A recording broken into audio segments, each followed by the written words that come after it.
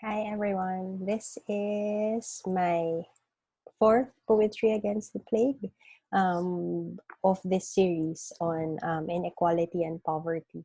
Um, and I actually happened upon this fourth poem because it's on the same spread as the last poem that I read.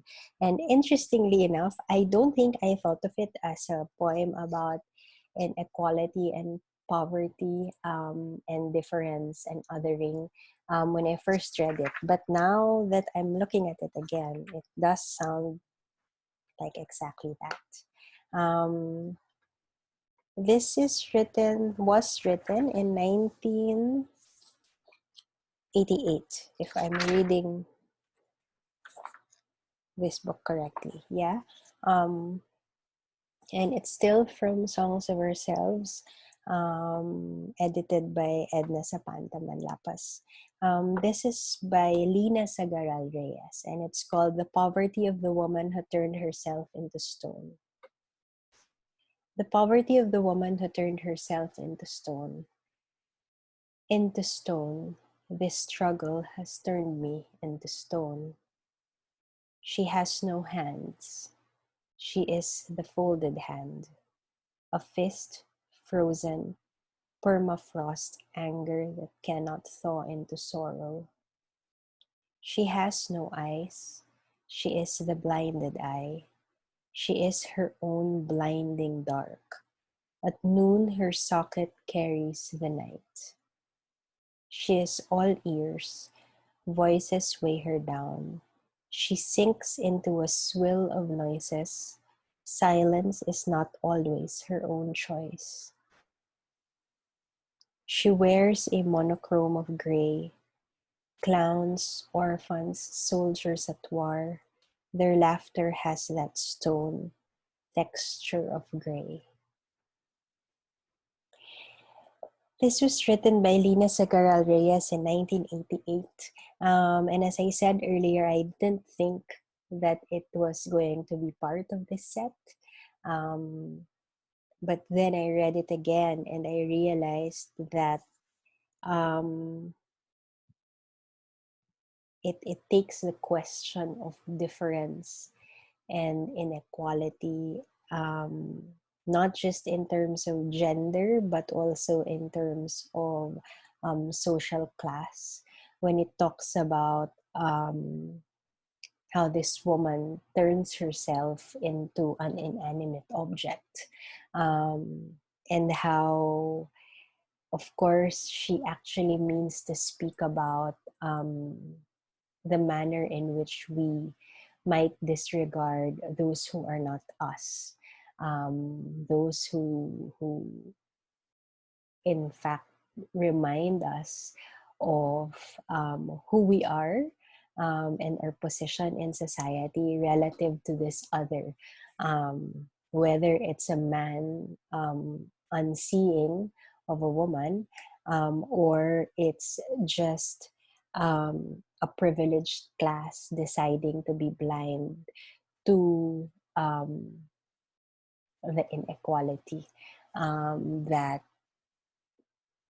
that the privilege enables. Um, and so when the poem says that um, she has no eyes, she is the blinded eye, or that she is all ears, voices weigh her down, that she has no hand, she is the folded hand. One gets the sense not just of how inequality and difference and poverty actually it actually transforms you into this um, helpless being, who is spoken for but who is unheard, who is existing but is not seen. I feel like we're being told that we're being made to realize that we do need to see that it's in fact the first step we should be taking, and that when we see, we also need to start hearing. And it's not just the need to hear, but also the need to listen, and to realize that we are complicit in the process of silencing this other, or of turning a blind eye on this other. Um, when it says she sinks into a swill of noises, silence is not always her own choice. It's a reminder of how um, inequality is really about um, deciding not to listen to another, and deciding not to see.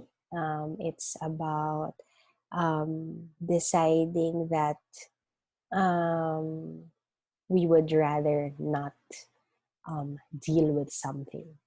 But this pandemic is showing us that those times are over. There is no more deciding that you don't want to see inequality, because um, it has surfaced in such a way, it has surfaced as a crisis in the midst of this crisis.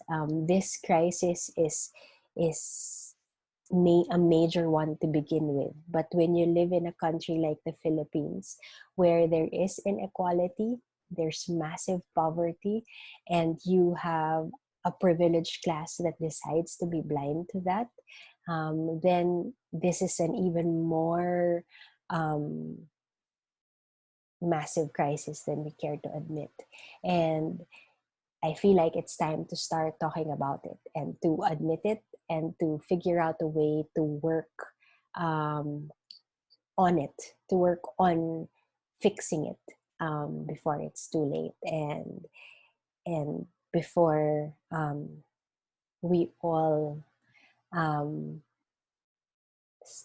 before we all just decide to be blind again.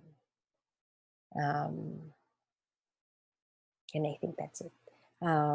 This is the fourth poem in this series, Poetry Against the Plate.